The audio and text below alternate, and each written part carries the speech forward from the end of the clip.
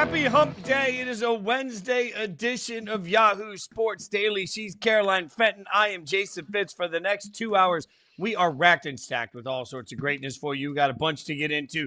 Got some celebrity guests going to join us throughout the course of the show. This is a big show, but I feel good. I feel good about this one. Caroline, before we get into banning the Tush Push, though, let's start this show like we start every show. 3 points. What is on your mind, my friend? News updates. Banning the Tush Push. Eye roll. We'll get more into that. But some massive WNBA news after what was a wild playoff series matchup last night. Paige Bueckers is your 2025 WNBA Rookie of the Year, which should come to no surprise to anybody that has been following her entire campaign throughout the entirety of her rookie season in Dallas. Yesterday, Commissioner Kathy Engelbert met her in the middle of her Jennifer Hudson show appearance, doing that iconic walk down the tunnel, and she surprised her with the award. Paige Bueckers got 70 of the possible 72 first-place votes. Washington Mystics teammates and rookies Sonia Citron and Kiki Iriafin got the other 2 first-place votes, but Paige Bueckers averaged 19.2 points per game. For those watching at home, that is the exact same stat line that Caitlin Clark had in her Rookie of the Year campaign, for whatever that is worth to you. Paige Bueckers also added 5.5 assists and 3.9 rebounds per game. So Paige Bueckers becomes the 4th consecutive Rookie of the Year player to win Rookie of the Year, who was drafted number 1 overall. Caitlin Clark, of course, won the award last year. Aaliyah Boston the year before, and Ryan Howard the year prior to that. So, nice little trend going for the first overall picks. Now, great season for Paige Bueckers. I think everybody, rightfully so, should be incredibly optimistic about what the future of her WNBA career might look like. The only bad part is, though, we don't get to see her in playoff basketball as the WNBA playoffs are already underway. The Dallas Wings, pretty brutal team this year, 10-34 overall. So while Paige Bueckers herself, paired with Arike Ogunbowale, another rising star in this league, should be enough to piece together consistently winning basketball, Dallas just frankly hasn't. So congratulations to Paige Bueckers for a massive Rookie of the Year season. And I know so many others are so excited to see what she eventually blossoms into and continues to build on this very solid foundation of her rookie season. But the question is, what are the Wings going to do to capitalize on her successes and continue to build around her? Speaking of the WNBA playoffs, that brings me to my first point. Don't go to sleep early. That's the number 1 point here. Look, when most of us went to bed, we thought it was just easy. It was a cakewalk. The Vegas Aces were about to advance. They were going to win this series 2-0. Everything looked simple. Not so fast, my friend, as the Seattle Storm come back from a 14-point deficit, and they take down the Aces. This is substantial because the Aces, remember, were riding a 17-game winning streak. That's the second longest in WNBA history, behind only the 2001 Sparks, who won 18 straight. So it was right there on the cusp. And if you're the Aces, you're frustrated. You missed 9 free throws in this game. You have 15 turnovers in this game, which Becky Hammon wasted no time pointing out. And you found a way to blow a lead to lose by 3 to Seattle. Now, this is what's important.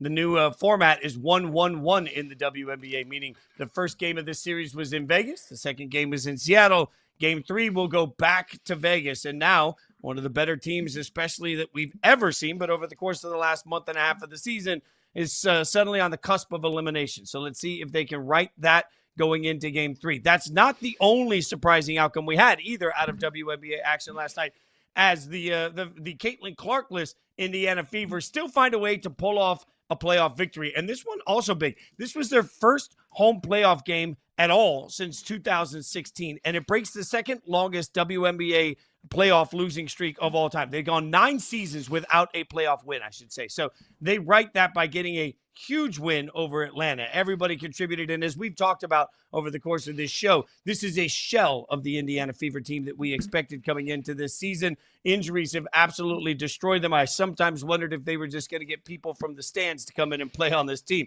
But with all of that, they get a 77-60 but whooping of the third-seeded Atlanta Dream. So just like we said, 1-1-1. What does that mean? It means Indiana, without their superstars, stays alive for one more game at least, and now they can go to Atlanta and try and shock the world. We'll keep you updated on the WNBA playoffs, of course, as they continue to unfold throughout the course of the next month. In the meantime, Caroline Fenton, let's get to our top point. And that top point is, I don't know, tush push panic. It's all over the place again. I feel like we already had these arguments. I feel like we already had these debates. Let me just, now everybody's screaming. Everybody's screaming about whether or not the tush push should exist, whether the tush push shouldn't exist. I heard this morning, I was watching Get Up, watching my buddies on that show and listening to it. And I heard Dominique Foxworth say, on 4th and 1 in the Super Bowl, I don't want to watch a tush push. I want to see Saquon Barkley get the ball. I want to see a one-handed diving catch. I want to see something dramatic. Well, congratulations for what you want to see. I want to see greatness. And greatness is being executed every time the Philadelphia Eagles pull off the tush push. This conversation that it should be banned, to me, is cowardly by the rest of the league. It's cowardly by the rest of the fans. Just because your team can't do it doesn't mean nobody else should be able to do it. It, to me, is the equivalent of saying, you know what? We can't really figure out how to shut down Justin Jefferson on this one route, so we're just not going to let any wide receivers run it ever again. It's stupid. It's absolutely insane that we're having this conversation. The tush push cannot and should not go anywhere. Are we doing this again? Is this really in the conversation again? Because, of course, this was a topic of conversation in March at the NFL owners' meetings of potentially banning the tush push. And there were so many people, whether it was behind closed doors, in front offices, or very loud on TV, banging on the table for this to be banned. And I just have to ask myself, why? Why do you want it banned? Do you want it banned because nobody can stop it? Well, that's not my problem. I mean, Patrick Mahomes has looked unstoppable for a better part of his career, but I'm not going to get up here and say that Patrick Mahomes should be banned from the NFL because he's just too good, because he's just too effective, because he's just so unstoppable. Of course, we would never do that. We would never even dream of doing that. That sounds silly even coming out of my mouth. So why are we applying that exact same logic to the tush push? If you don't like it, learn how to stop it. And if you can't learn how to stop it, then sorry, that's on you. Quit complaining about it. Now, it is funny, though, in the owners' meetings, I felt like the opposition, the people that were against the tush push were saying, well, it's an unsafe football play. Is it? Is it an unsafe football play? Look, I don't have, the memory, the greatest memory of all time, but I don't remember, Fitzy, any player suffering a brutal season-ending injury from the tush push. And if I'm wrong on that, I'm sure somebody will let me know. But unfortunately, you're players right. get hurt from football plays all the time. You are right. And we asked this on Inside Coverage at the time. There is no empirical data right now that supports that the tush push has actually resulted in more injury. In fact, the only argument people were making was, it could. They have high concerns about putting players in a position for catastrophic injury. They have concerns about it, yet it is yet to happen. So you're telling me that this play, which has been being run, if you do the research on the tush push, it's been being run in some form or fashion since 2017. It's really become popular since 2022, and it's become unstoppable in the last couple of years, specifically by the Philadelphia Eagles. So in all of that time, there has not yet been a catastrophic injury, but there could be? Okay. You're telling me there can't be catastrophic injury on a quarterback sneak? Should we just eliminate those? Or, fullback dive? It seems like there could be big injury on that. Should we just eliminate those? It's football. The arguments are asinine. It's football. Unfortunately, injuries happen. So save me with the argument that owners are all of a sudden incredibly concerned about player safety, but also would be willing to add an 18th game to the NFL schedule because it helps their bottom line and it helps line their pockets with the money that would come with adding an 18th game. So I am 100,000% all for making this game that we know and we love dearly safer. But this is not part of that argument. It just sounds so cowardly. Anybody saying that the tush push should be banned. Is it frustrating? Anybody that has to learn how to defend it and try to defend it? Of course it is. It probably drives defensive coordinators mad trying to find some way to stop this play. But that's not the tush push's fault. That's on you. The onus is on you to figure out how to stop it. Because the Philadelphia Eagles are just doing it better than you. That's frustrating. I know. The Philadelphia Eagles do a lot of things better than a lot of teams, but we're not asking them to ban that. But I do want to play devil's advocate. Let me say one other thing. Let me say one other thing Yeah. on this. If your argument is it cannot be stopped, last year, since 2022, the conversion rate of the Philadelphia Eagles on the tush push is 91.3%. 91.3 is staggering, okay? The conversion rate on an extra point is still higher than that. Even when they moved it back, the conversion rate in 93, it looks like was 92.5%.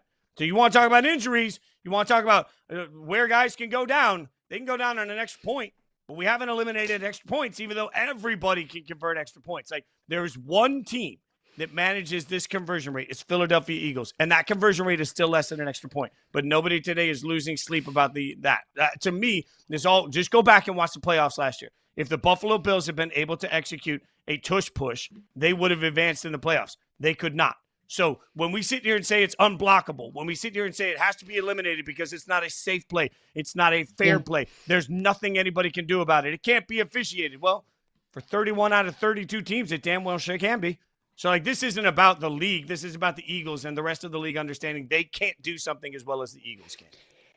It's not fair when you become the victim of a Derrick Henry stiff arm. But you know what? We love it, and we're not banning that. So I just don't think it's fair how we're approaching this play just because nobody can perfect it the way that the Eagles can. But I do want to play devil's advocate here because I think that you and I are in total agreement that anybody that wants to ban it just because they can't stop it is totally and completely cowardly. Like, be competitive. You are a football coach or a football player or a football person. Stand up and learn what you need to do to stop this and to give your team the exact same advantage that the Philadelphia Eagles have. But I do want to show the other side of it because there have been a lot of people that have expressed frustration with the tush push. I see your arguments and I hear your arguments. And the one that I will agree with is the fact that when you slow the tush push down, that one that we're seeing right there, Eagles Chiefs on Sunday, if you slow it down and you show it from an angle where you're looking at the line of scrimmage head on, you can see the guards start to move before the snap.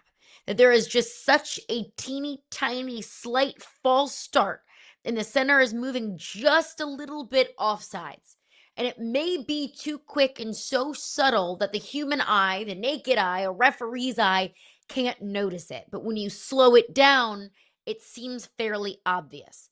So I do understand the arguments that we're seeing right there. The number of penalties that the Eagles or anyone that executes a tush push may be committing in the process.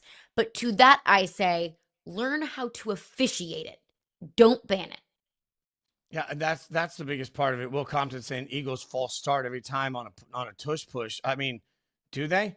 This is the great argument that we constantly have over and over and over again when we talk about just false starts by the Kansas City Chiefs.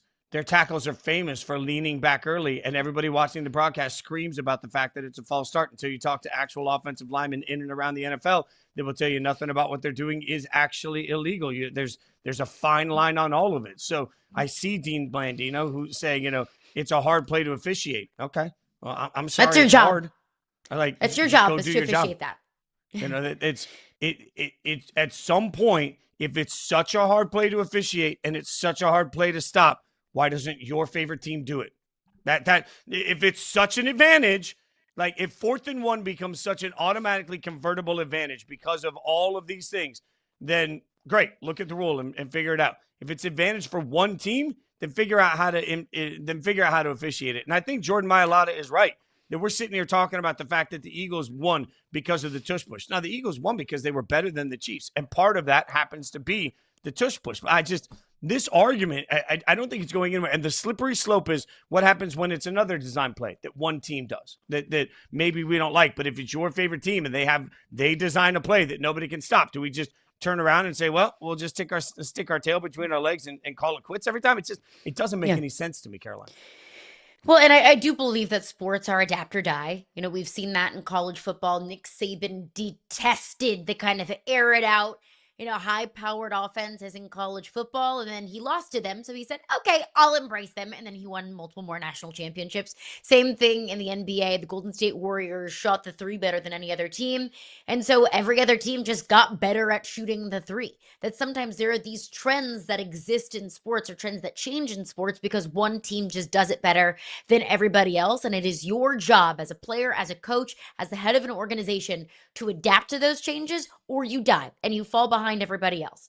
So my question is, why doesn't everybody else just do it? And maybe that's the simplest question in the world. And I think other teams have tried to do it, right? The Saints, obviously Kellen Moore, who was the offensive coordinator for the Eagles last season in their Super Bowl season. He's now the head coach at the Saints. He's been trying to bring the tush push to New Orleans, but no other team can do it the way that the Eagles can. So that's kind of my question, Fitz. Is it everybody just kind of pushing back and not wanting to adapt? Or does everybody else just not have the best offensive line in football, and Saquon Barkley and a quarterback in Jalen Hurts, and all of these perfect pieces together, these perfect puzzle pieces to be able to execute the tush push at such a high level, and no other team in the league has those perfect ingredients? Yeah, well, everybody else doesn't have a Mahomes. Everybody didn't have a Brady. True. There's always somebody that the rest of the league doesn't have. Figure it out. Every minute that my favorite team spends complaining about this play is a minute they can figure out how to bring in the personnel that could execute it. I'm tired of the bitching and moaning about the tush push. Go out there and crush it, Eagles. You deserve it. You do it better than everybody else. All right. I have no panic over the tush push, but there's panic coming all over the AFC. We'll take a look at the panic meter next. Yahoo Sports Daily.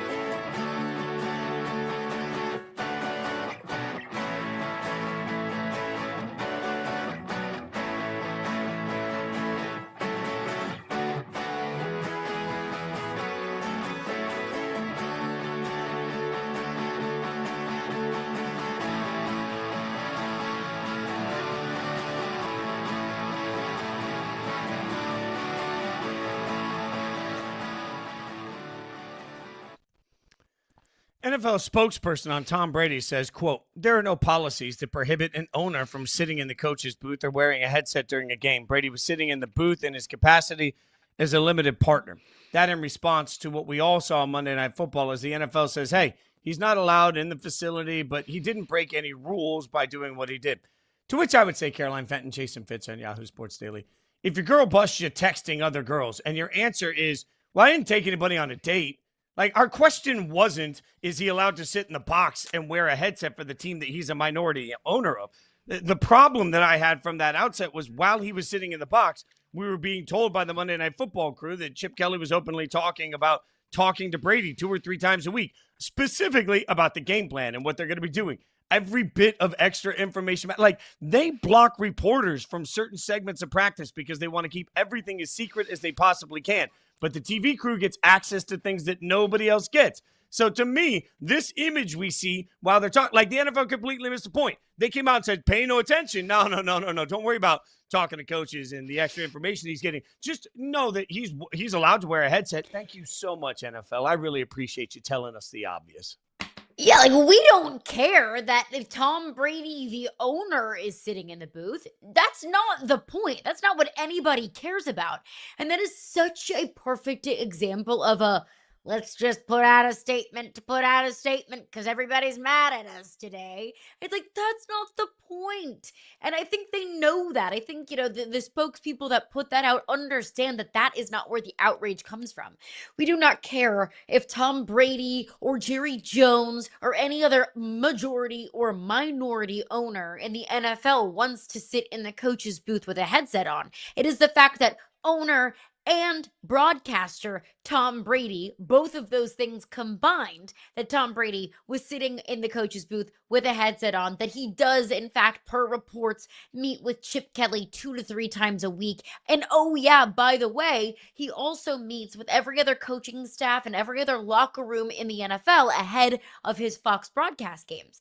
Like if you cannot see that, if the NFL or Tom Brady spokespeople or whoever, whatever powers that be, cannot see that that is gross, that is icky, that is a conflict of interest, and that is a clear and obvious advantage to the Las Vegas Raiders, then frankly, I don't even know what to tell you. It is time for the NFL to intervene here. This is absolutely ridiculous, and it also is kind of ridiculous that Tom Brady's wearing a suit in the coach's booth. Like, just throw on a hoodie.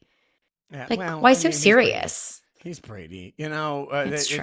The man doesn't. He looks good in it. Yeah, he does. I'm just jealous that I don't look like Tom Brady. I don't care about the athletic ability. I just want that pronounced chin. All right, so let's look at the level of panic. We're going to use that to get into some panic. Particularly, I was surprised by this. So we'll go through the AFC 1-1 teams, some panic. Yesterday, I was talking to Raider Nation Radio, which is the official Raiders radio station, and they brought me on. And as the host brought me on, I'm kind of a voice of reason when I do that hit every week. And the funny thing is, the host even said, I thought we were going to have to bring you on to talk everybody off the ledge, but most of the fans are pretty okay. They understand, like, hey, this is a process. I think on a panic meter, I think 1 to 10, I think Raiders fans right now are to 1. They're 1-1, short week, going over against Washington. It didn't look great against the Chargers, but also it didn't look bad as it could have. I mean, as bad as it looked, you only lost 20-9. I know that sounds terrible. I think panic meter's a 1 for the Raiders. So there we go. And I don't think it should be higher, frankly. I mean, we do our football vibes index every week. I thought the Raiders vibes going into the season were off the charts because finally, Fitz, you were telling me that for the first time in a long time, you feel like the organization is in good hands. And I think that they are with Pete Carroll and Chip Kelly, that entire new coaching staff. You bring in Geno Smith that has a lot of familiarity with Pete Carroll, that has a lot of familiarity with those systems. So I think overall, you can just be encouraged that there is a stronger foundation with the Raiders than there has been in a very long time. Did you love what you saw against the Chargers? Probably not. There were some things that absolutely need to be improved upon. The run game needs to be improved. You want to see Ashton Genty get more production than he has been getting. But overall, I think you can be really encouraged for the future of this organization. Let's see how we feel after a short week against Washington with possibly a backup quarterback. What about the Broncos? Broncos vibes. They're 1-1. You and I talked about it. They got lucky in week 1. They come out. They get a little unlucky in week 2. They're 1-1. I think the vibe, like my panic meter here, 7. I'm going 7 for Broncos fans. There were Super Bowl aspirations. This does not look like a Super Bowl team early in the season. No, it doesn't. I would say it's like an 8. Ooh. And like a 9 or a 10 is like your starting quarterback is out. Like I'm thinking, there's probably some higher panic meters around the NFL, but Bo Nix doesn't look good. I mean, the first game against the Titans, it didn't even look like he belonged on an NFL field. And when all of the expectations for Bo Nix following up a playoff bid was that he would just take that next step forward between he and Sean Payton. We haven't seen him do that. Also, I thought the Broncos defense, and while they still absolutely can, we're only 2 weeks in, and of course that's all we have to react to is 2 weeks. I thought the Broncos defense had the ability to be the best in the National Football League. The kind of defense that can carry above average, a top 10, top 15 offense to the Super Bowl. But we didn't see that. I mean, Daniel Jones went out there and threw for over 300 yards on Sunday.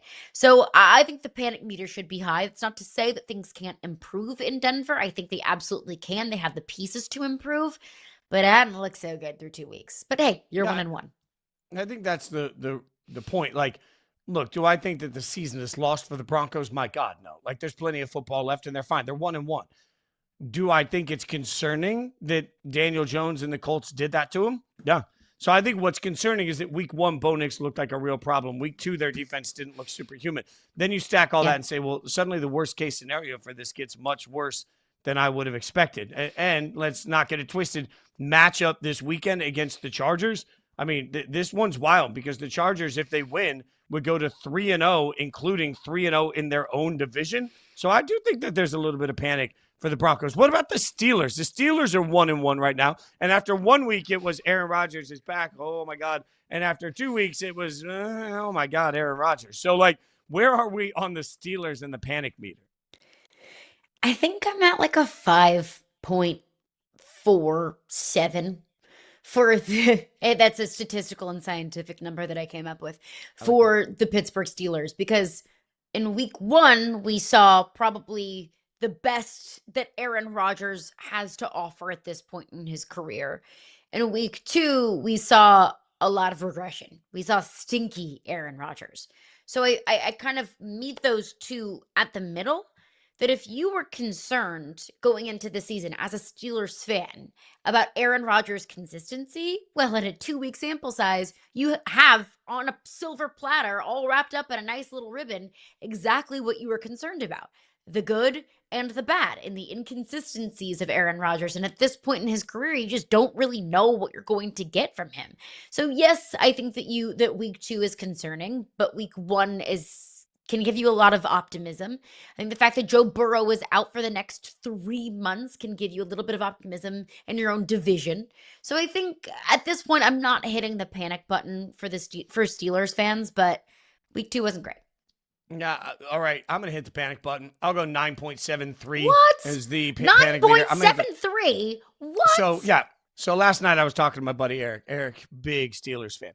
And it took 30 seconds for him to get right to the Tomlin isn't it. He's not the guy. Got to fire him. And what I kept thinking about is where you start the season impacts where you are 2 weeks into the season. So many Steelers fans are sitting on the edge of like, I don't think this is the right direction for the franchise, which we've said over and over again. I don't think is necessarily the right take. I think you and I both agree that Tomlin's an amazing coach. But all of that being said, there's a large group of Steelers fans that are watching this saying, all right, you got Aaron Rodgers. You're out of excuses. I think panic button is high in Pittsburgh simply because they came in with a particular want for this organization. So because of the way they started their Monday, their Tuesday looks really bad. Even if it wasn't that bad. Like if you woke up on the wrong side of the bed, maybe that's the right spot to be for Steelers fans. They woke up on the wrong side of the bed this season, so now every little thing along the way pisses them off, and that means their panic meter is way higher than it should have been. All right, I didn't want to cut you off, Caroline.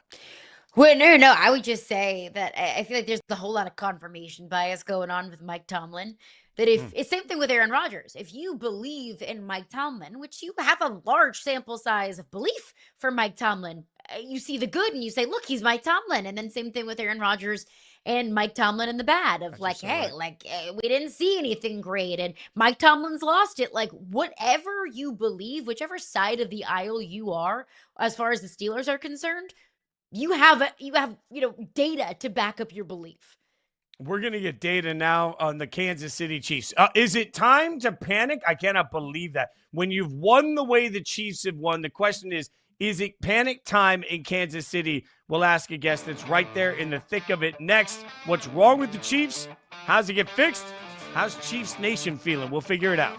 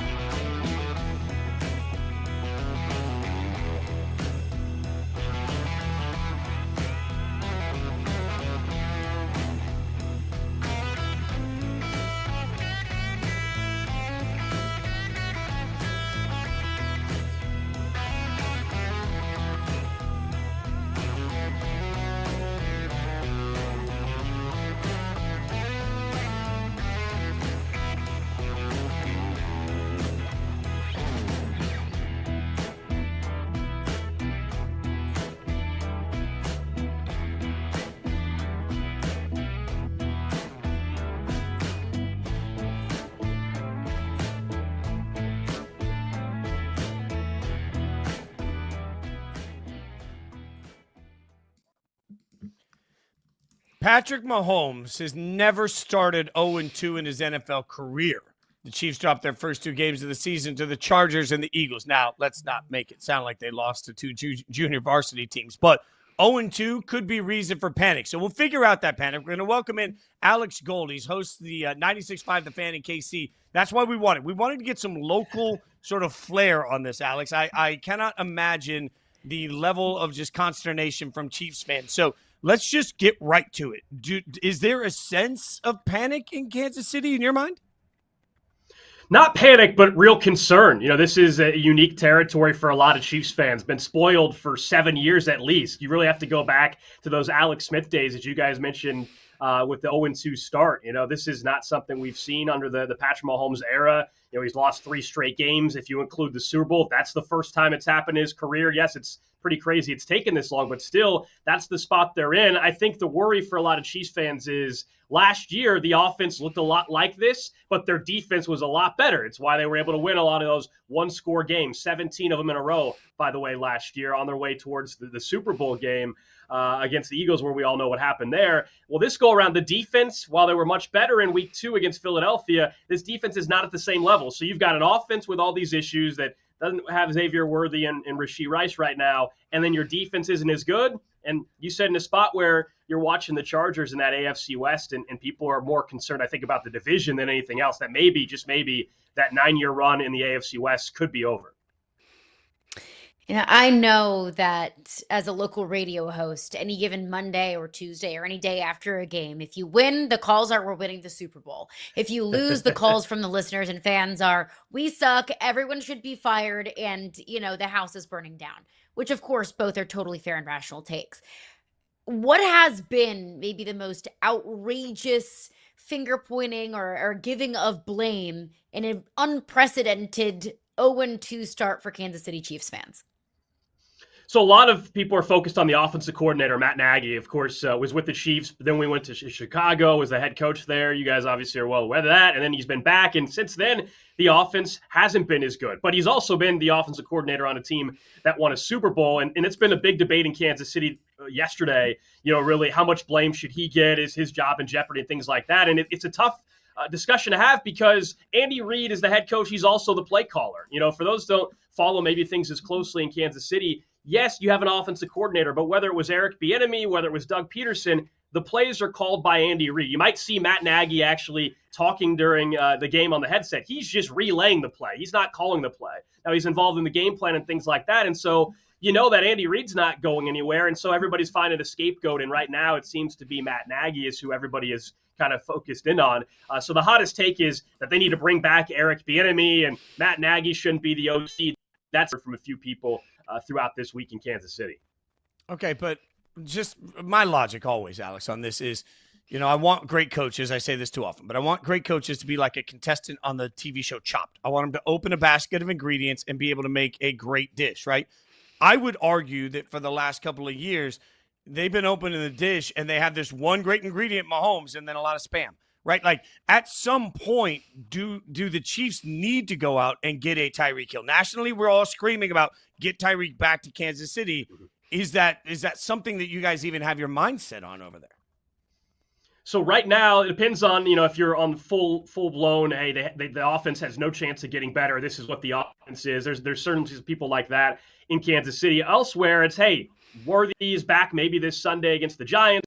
Rice's suspension in about a month or so. And so let's see first time what Hollywood Brown, Rashee Rice, Xavier Worthy look like on a football field. We have not seen that. That was the plan last year. We didn't see it because of the Rice injury. And now, of course, it's the suspension that he's dealing with. So there's a chunk of people that are willing to be patient like that. There's others, like you said, that said, hey, go ahead and get a Tyreek Hill move. I don't believe that's happened, Tyreek Hill. I think maybe they could make an adjustment later on. They went as far as they want to go with and giving somebody off the field. Yeah, and Caroline, I think what Alex just said there, they went as far as they want to go. There are people that are looking, and that's part of what makes this Chiefs evaluation so difficult, because in a few weeks, it is going to change. Like two things can be true at the same time. We say that all the time at Yahoo Sports in general. It can be true that today the Chiefs don't look good enough. It can also be true that in a few weeks, when the suspension for Rashee Rice is over and Xavier Worthy is healthy, presumably, you end up with a wildly different looking offense than you have today. So, like, I wonder how much grace we should have in the conversation before we leave them out, on the corner like they're just ready for the recycle bin. Maybe we should at least take a deep breath. It's an important and necessary aspect of this conversation to understand that this offense, while it can look stagnant at times, while it lacks that pop that we are so accustomed to seeing with the Kansas City Chiefs, it's going to get better, or at least in theory, because I would think that you insert Rashee Rice and Xavier Worthy, the Chiefs' two leading receivers last year, back into this offense, that it will get a little bit more of that pop back, that it'll get a little bit more of that explosiveness back, that maybe this Chiefs luck that we talk a lot about, because it felt like there was, and look, I don't say that to diminish this team and to diminish the amount of talent on this team and everything that they've achieved. I've always said the path to a Super Bowl, the path to winning a Super Bowl involves a little bit of luck. And it felt like the Chiefs last season and even 2 years ago, there was a little bit of pixie dust that was kind of thrown across this Kansas City Chiefs team, that winning that many close games, a little bit of luck is included into that. Maybe that Chiefs quote unquote luck that we feel like has run out, at least in 2 games, is just the factor of they are down their 2 leading receivers, and this team will look much better when Patrick Mahomes does have 2 more options, when defenses aren't just going to sell out to double and triple Travis Kelce, that Patrick Mahomes' life, Travis Kelce's life, Andy Reid's life as a play caller will be significantly easier the more weapons that they have. Maybe it's not just the luck has run out. Maybe it's just the talent has run out at this point. All right, we're going to bring Alex back in here and just we're trying to be fair and balanced on this. Everything comes back around. Maybe they get healthy. Maybe everything works out. Is there a sense, though, that the luck has run? I mean, I don't want to call it luck. It's identity. I get it. But, like, the one-score game thing, it's just such a huge part, and it's not there this year. So does that take some of the pixie dust off of the Chiefs overall?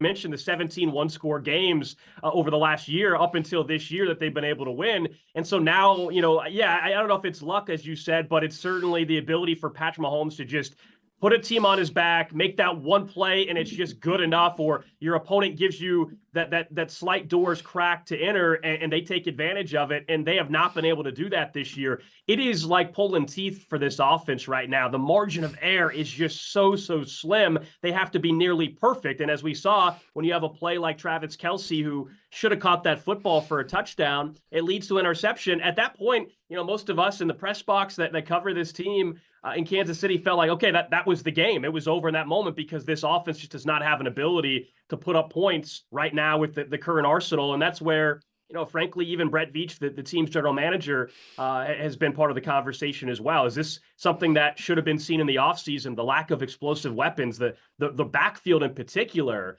is where I think they have the biggest issue once even Rice and Worthy are both on the football field, guys. They have not been able to have short yardage success. This goes back to last year as well. And a lot of that is in the backfield, because they've invested in this offensive line, numerous first-round picks, and they're paying their right tackle the second biggest contract on the team right now. They have the highest paid center in football. They just paid their right guard, Trey Smith, the largest contract in NFL history for a guard. So the resource has been allocated. At some point, the scheme has to work. The players have to play. And there's plenty of time for that to all come to fruition. It does feel like through 2 weeks, we feel like we have everything figured out. It's either panic time or it's celebration time. But of course, we know any given Sunday, the NFL is a weird little sport. But the Chargers do at this point have a 2.5 game lead in the division over the Chiefs. Obviously, the head-to-head, and then with the Chargers win over the Raiders, the Chiefs have won 9 straight division titles, which is just wild. But what is your concern level that streak will snap this season? it's a must-win game on Sunday for starters. I mean, if this team goes to 0-3, we're having much different conversations, not only about the division, but hey, have you kind of dug yourself too big of a hole? Kind of how we all discussed Cincinnati last year. We all still thought, Joe Burrow was great and that offense was great, but did they dig themselves too much of a hole to come out of? I think that'll be the conversation on Monday if they were to lose to the Giants. Right now, there's still a lot of us in Kansas City, because we've seen it play out before, where the Chargers have been in a position, even during this 9-year run, to firmly take control of it. Late in the year, I think there were a couple years ago, they were up a game or two, and then they kind of fell apart late. And so there's still a lot of people that are skeptical. Is this Chargers team going to keep playing like this? Because the way they're playing right now, they're going to win this division. I think they're frankly one of the best teams in the AFC the way they look 2 weeks into the season. But can they sustain that? Can they stay healthy? So I think a lot of people in Kansas City believe if they can get to 1-2, stabilize things a little bit, you get Baltimore coming back. Worthy might play. Rice, that at that point is only a few weeks away. All this, we could be talking in 2 months, month and a half, and say, okay, remember when everybody was freaking out about the division? So I don't think anybody is willing to hand over the keys to the Chargers yet.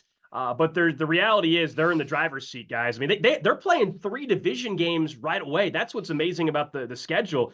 The Chargers already have 2 division wins, and then they play the Broncos on Sunday. They could be 3-0 and have 3 division wins. I actually think that's the biggest problem, is just the division aspect and the way the schedule's worked out. It's really laid out nicely for the Chargers. You mentioned Sunday Night Football. Russ just cooked. We all saw it, put up a lot of yards. The Chiefs' defense has looked a little bit lesser this year. I'm being cautious when I say this because it's the Giants and the Chiefs. The level of local concern about the Chiefs-Giants matchup is? I actually still think there's a lot of confidence in Kansas City with it. Some of it is what you said about Russ, the fact that he just cooked. Is he cooking 2 games in a row, guys?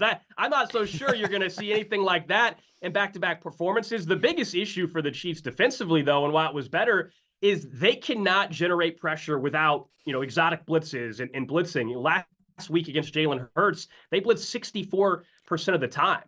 And so their front four cannot get pressure without that. And so that will be a concern, I think, every single week right now, that Chris Jones and George Karlaftis, 2 of these guys that are making as much money as anybody at the respective positions, have got to get to Russell Wilson without having to bring a corner on a blitz and put your guys out on an island when you're dealing with someone like Malik Neighbors. Now, this past week, it's Jalen Hurts. He only has 101 yards passing. A.J. Brown's held in check. Devonta Smith had a crucial catch late. But I think Malik Neighbors is, of course, a different animal when it comes to his ability down the field. So that would be the number one concern. Have they been able to get pressure as a unit without blitzing? If they can do that, I actually think the Chiefs will be just fine on Sunday night against New York.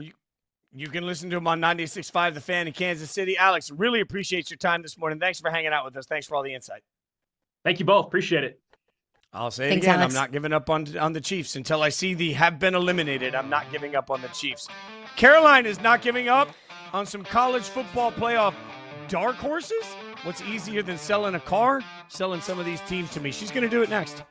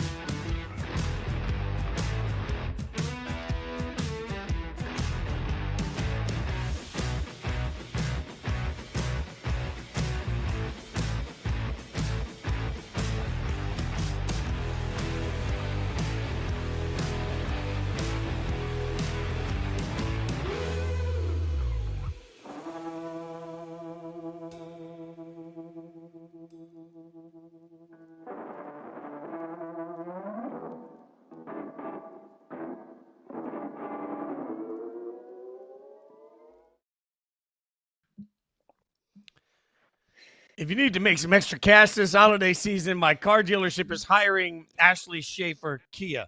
Why are we showing you Ashley Schaefer? Well, we're showing you because first and foremost, Eastbound and Down is a remarkable show. Second off, I can feel it in my plums. We're going to do something here that college football world needs. Caroline Fenton, you are about to have the unenviable job of becoming the used car salesman. You are the Ashley Schaefer of this segment, as you are going to tell us a college football team that you can make the case for. You're going to sell it to me like a used car. You're going to make a case that they could end up in the college football playoff, and then I'm going to figure out if I'm buying it. I had a dream about this moment. Okay, I can't do a great Ashley Schaefer, but I'll continue to try.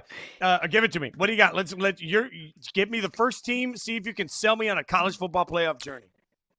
First and foremost, I consider myself an expert on this as a lover and appreciator of disgusting, filthy, ground and pound college football, as well as the upper echelon of the sport. I feel like I am very uniquely designed to make this argument. So I am going to sell you on Georgia Tech getting to the college football playoff. There it is. There I am, the used car salesman. That's selling spectacular you work. Georgia Tech, because this baby has everything. Was everybody listening to the show last week when I told you that Georgia Tech was going to upset Clemson? Was anybody listening? Did everybody turn me off and roll your eyes when I said that? Georgia Tech just beat Clemson, and they didn't have to do anything overly fancy. They just took care of business, and that's what they do. And it wasn't just Clemson last week. Everybody remember when Georgia Tech took Georgia to 8 overtimes in Athens last season? Does everybody remember when Georgia Tech spoiled Miami's college football playoff hopes last season? That's this team. Their style of play is incredibly difficult to play against and to prepare for. They are gritty. They are tough. They are physical. They do whatever it takes to win. If it takes a 55-yard field goal in the last couple of minutes of that game, the longest field goal in Georgia Tech history, to take down Clemson, that's what they do, and that is what they did. They also have a quarterback that can do it all, that has done it all, and will do it all. Against Clemson, Haynes King was 19 of 27 for 216 yards. Plus, he was also Georgia Tech's leading rusher, 103 yards and a touchdown. This is his 6th year of college football, people. He's been there. He's done that. He's experienced. He is not afraid of who they're playing, and he's also not afraid to get smacked in the mouth. They also have an incredibly manageable schedule. And the schedule is important on your path to the college football playoff. They do not play Miami. They do not play Notre Dame. They do not play Florida State. They do not have a single West Coast road trip to Cal or Stanford. I understand Cal, Stanford, not necessarily world beaters, but the West Coast road trip is a long one.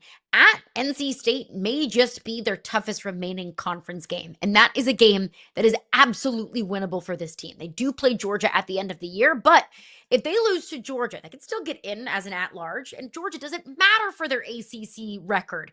If Georgia Tech wins the ACC, they're going to the college football playoff with an automatic bid. So there very much so is a clear path for Georgia Tech to find themselves in the postseason. I'm getting ready to take them down to the farmer's market. This is perfect. I'm buying. I bought Georgia Tech. Look, thank you. 84 months, no interest. I'm buying Georgia Tech. When I looked at the schedule, I at 1,000% said, "Oh my God," because you're right. Georgia's the only tough game left on the schedule for them that I think that easy Vegas peasy would have them. And the rest of the way, I mean, they got a real shot at winning the ACC too, not for nothing. So they might be able to get the automatic. Yes, I am buying Georgia. This show, boom! I just bought Georgia Tech. I don't know how I feel about that. You should have bought Georgia Tech when it was lower. It is still manageable. Buy them now because the stock's only going to go up. The price is only going to go up. Now, all right, sell me somebody else. One. Okay. Hold on to your hats here, Fitzy. Here's my case to make the college football playoff. Vanderbilt to the CFP. This is not your same old Vanderbilt team. This is not the Vanderbilt team that's the butt of every single joke in the SEC. This is not Vanderbilt who has to scratch and claw their way to 2 wins. No. This is a different and new Vanderbilt team, and I don't think that we can overstate how big of a win it was to go to South Carolina, play at Williams-Brice at night, a very difficult place to play, the number 11 team in the country, and beat them by 24 points. Vanderbilt just clobbered South Carolina, and we're not even really talking about it because it feels like this is just kind of what this Vanderbilt team does. We're not surprised by it anymore. In fact, we shouldn't be surprised by it anymore because Vanderbilt has gone on the road in night games and back-to-back weeks against Power 4 opponents and have outscored them by a combined score of 75-27. That's this Vanderbilt team. They've got Diego Pavia. Diego Pavia does not care about how hard of a place your stadium is to play. Diego Pavia does not care what you are ranked. Diego Pavia does not care about the name on the front of your jersey or on the back of your jersey. Diego Pavia, DGAF, not a single one. Diego Pavia has that swagger and that mentality that they will go into any game and they feel like they can beat you. And that is a very dangerous and scary little mindset. Plus, Diego Pavia is just incredibly difficult to prepare for. He is the king of improvisation. The triple option is incredibly difficult to prepare for and incredibly difficult to stop. That's essentially what Vanderbilt is running here. They dominate time of possession. They had the ball for almost 36 minutes against South Carolina last year when they beat Alabama. They had the ball for 42 minutes, Fitz. 42 minutes. Incredibly hard to put up points against Vanderbilt when you do not have the ball. Their defense is much improved. But look, if you're rolling your eyes, you think that this is just Vanderbilt, this is rinky-dink Vanderbilt, don't take my word for it. The ESPN FPI gives Vanderbilt a 27.4% chance of making the CFP. For context, Tennessee has a 31% chance. LSU has a 34% chance. Vanderbilt is right there in it with some of these other contenders in the SEC. I think I lost the sales pitch on this one. This helmet also wildly too big for me. I might be the only person in the history. Gosh. Like, look at my tiny head. Look at my tiny head. I messed up my hair just for this. I was willing to do it. So I don't have to sell you on Vanderbilt. No, I'm not buying it. CFP. I'm not You're buying on it. I'm not buying it. I'm not buying it. Come It's a fun on. story. It's a fun story, but Diego's going to end up going on a date with Tate McRae because Theo Vaughn hooked him up with her, and all of a sudden he's going to fall in love, and he's going to realize that love matters more than football, and then bam, that little distraction, and by the way, gentlemen, I'd be distracted if I was dating Tate McRae too, is going to lead to just one extra loss, and all of a sudden, boom, Vandy's done. Look, I like the story, but there's only room for so many SEC teams. And while I think the College Football Playoff Committee will try and hammer, 18 in there if they can, I'll believe it when I see it for Vandy. But boy, if it happens, I think this show should get a front row because I had the helmet. You made the sales pitch. It was good. Give me another one. I am the captain of the Vandy ship. Anchor down, baby. Anchor Go down. Doors. Fitz, what if I Is it told more you like that you a could get... U? It's a V. But it's a I think I just V, have, but I like kind of funky fingers. the U, that like it's the V, but like it's okay. Anchor It's a down. V. It's a V and a star. For all y'all that have not lived in Nashville, anchor down is what Vandy fans say. Like all 8 of us. Of us. Are you a Vandy fan now? No, I mean not really, but I'm a Nashville guy, so like there we go. Like I got love for Vandy. I've been going to Vandy games since the 90s. So I've always got love for Vandy. Fair. I don't really have a rooting interest one way or the other. Go ahead, sell me on something. I will always have love in my heart for the Vanderbilt Commodores. This one, Fitzy, what if I told you you can get 4 months, 0 down financing on this team here, right here, the Arkansas Razorbacks headed to the CFP. Woo! Stay with me here. Pig! I Go ahead. know that this is a little bit of a weird conversation because they are, in fact, coming off of a loss. But even in a loss to Ole Miss, a very close game, might I add, and everybody views Ole Miss as a potential college football playoff contender. So transitive property, if Arkansas is able to stay in the game with them, then why can't they as well? Taylon Green is fantastic. Taylon Green can beat you through the air. Taylon Green can beat you on the ground. He was fantastic against Ole Miss. He was 22 of 35, 305 yards, a touchdown, 0 interceptions, 115 yards, and a score on the ground. That is the perfect example of exactly how many ways Taylon Green can slice and dice you and pick you apart. And also, their offensive coordinator, the one, the only, Bobby Petrino. This is Taylon Green's second year at Arkansas, his second year under Bobby Petrino, his second year in this offense. I can think that he's only going to get better. They also have so many opportunities to build a really solid resume. I think that a difficult schedule can give it, they can also take it. Obviously, a tough schedule, hard to get through, but if you go through the gauntlet that Arkansas has, Notre Dame, Tennessee, Texas A&M, LSU, Texas, Missouri, not to mention they just played Ole Miss. If Arkansas is able to take down a handful of these teams, majority of these teams that I just listed, they're starting to build themselves a really solid resume. So with the schedule, with the quarterback, with his experience, with Bobby Petrino, you can always believe in Bobby Petrino, not a great motorcycle driver, but a great offensive coordinator. Arkansas to the CFP. If I go to the Royal Rumble for the WWE and get in the ring with, 30 other professional wrestlers, and I win the Royal Rumble, I will get to go to WrestleMania and wrestle for the World Heavyweight Championship. That is not going to happen, though. Much like you said, if Arkansas gets through their schedule, yeah, that's awesome. They're going to lose to Notre Dame. They're going to lose to Tennessee. They're going to lose to A&M. They're going to lose to Auburn, and they're going to lose to LSU. I got Arkansas at one point losing I don't know about 5 of Auburn. 6 games. We'll see. I'm 5 and 6. I am tired of the annual Sam Pittman's got it figured out. Arkansas is going to be a good thing. And every year, I don't know why that voice, every year early in the season, it's like, Arkansas is going to be good. And then late in the season, I'm like, I'm sorry about my Arkansas take. I'm not doing it this year. You cannot sell me this Kia with 800,000 miles and tell me that it's going to get me to work and back, because it ain't. This Kia, I'm going to buy it. I'm going to pull out of my driveway. I'm going to be like, I got my new car. I'm riding along. And I'm going to get about a block down the road. And all of a sudden, boom, it's going to fall over. And then all my neighbors are going to laugh at me and say, that's what you get. So, woo pig all day long. I just don't. I can't buy. I want to buy Arkansas. So I want to. I'm not. There Thank we go. you. See?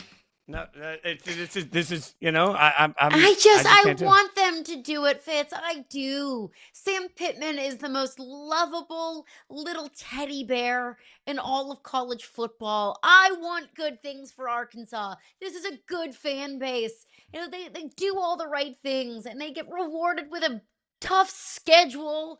And I want good things for this program. I really do. It really was hard to make a case for them for the CFP. I will be honest with you. But that's my job as a used car salesman, to sell you a clunker every once in a while.